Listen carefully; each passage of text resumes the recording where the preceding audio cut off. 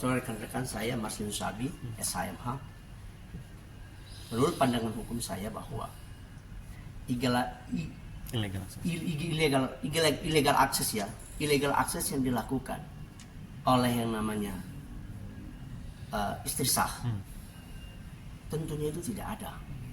Karena beberapa kali saya sudah menyampaikan juga kepada media kemarin bahwa ada seorang supir ya, pada saat itu yang mengakses itu lalu menyerahkan kepada istri sahnya daripada suaminya. Kalau saya sebagai orang awam, seorang biasa, ini saya contoh ya. Saya punya istri. Ketika istri saya melihat saya ada berada di samping perempuan lain, lalu berhubungan yang tidak bersenonoh, tapi hanya melihat melalui video, hanya melihat melalui yang namanya CCTV. Tentunya istri saya pasti marah besar terhadap saya. Dan inilah yang dialami. Karena apa? Kalau ketika dia menyatakan bahwa kami sudah nikah siri dan itu sudah sah. Nikah siri dalam hukum Islam yang saya pahami dan saya mengerti, tentunya harus minta izin kepada istri pertama. Apakah sudah dilakukan izin kepada istri pertama? Tentunya belum ada izin. Maka istrinya marah. Loh, saya masih sebagai istri yang sah, tapi kenapa kamu melakukan yang namanya nikah siri? Dan kamu melakukan perzinahan. Tentunya saya marah besar. Tentunya sebagai istri sah pasti marah. Karena ketika dia mendapatkan video itu, yang pertama, kabut, kalut, marah, emosi, ya kan? Kan itu yang dialami. Apalagi ini suami sahnya melakukan perzinahan di luar dari pernikahan tanpa ada persetujuan loh.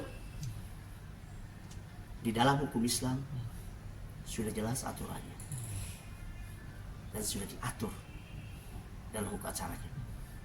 Apabila kamu melakukan yang namanya pernikahan atau nikah siri sekalipun, tentunya harus ada persetujuan dari istri pertama. Ketika dia mengiyakan, maka Anda boleh melakukan yang namanya pernikahan atau nikah siri, atau dipersilahkan untuk melakukan akad. Itu jelas dan aturannya ada. Bang, berarti abang meyakini ya sebagai penasihat hukum, Mawa tidak ikut terlibat secara langsung dengan supir si A dan beberapa temannya terkait illegal akses yang dari rumah Inara. Abang meyakini Mawa tidak bisa jadi tersangka? Saya yakin 100%. Beliau sebagai istri saya tidak pernah ikut terlibat. Karena dia tidak mengetahui video itu dari mana, CCTV itu dari mana. Tapi karena dia mendapatkan itu dan ada yang mengirimkannya, maka tentunya dia menyampaikan itu. Pasti dia marah. Yang punya hak yang sudah harus melaporkan mereka itu adalah istri pertama. Hukum tidak boleh dibalik-balikin. Penegakan hukum di Indonesia sekarang itu boleh dibalik-balikin faktanya. Orang yang melakukan kejahatan, tapi orang yang tidak melakukan kejahatan, dia hanya melakukan pembelaan, dia yang dijerat, dia yang dipanggil, dia yang diminta keterangan. Itu tidak boleh di negara kita. Kita harus belajar hukum acara pidana, harus benar. Karena apa? Hukum itu adalah kebenaran, hukum itu adalah keadilan. Panglimanya kita di bangsa ini apa? Ya hukum. Harus ada penegakan yang baik. Nah, penegakan itu dilakukan oleh aparat. Aparat harus sebenarnya ketika dia menerima sebuah laporan harus mencerna itu dulu, harus mencerna, memahami konteks dari isi dan laporan itu. Jangan hanya menerima karena apa?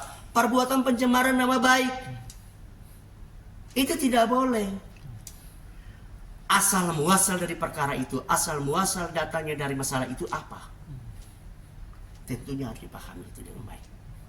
Bang, terakhir, walaupun bisa dibilang Mawa sebagai penerima manfaat dari video CCTV tersebut, dan itu dijadikan sebagai alat bukti dia untuk melaporkan suami sahnya juga Inara. Gimana menurut Abang? Dia bukan mendapatkan asas manfaat. Itu bukan asas manfaat. Tapi Allah membuka jalannya. Akhirnya orang baik dikasih jalan yang baik, dibukakan jalannya. Akhirnya video itu sampai ke tangan istri yang sah. Dia menerima dan dia melihat, wah, dia juga pasti kaget dan emosi dan marah perbuatan yang dilakukan oleh suami. Itu manusia biasa, semua orang akan mengalami hal yang sama. Apalagi itu yang kita alami sendiri, tentunya pasti kita marah besar. Oke, siap. Terima kasih.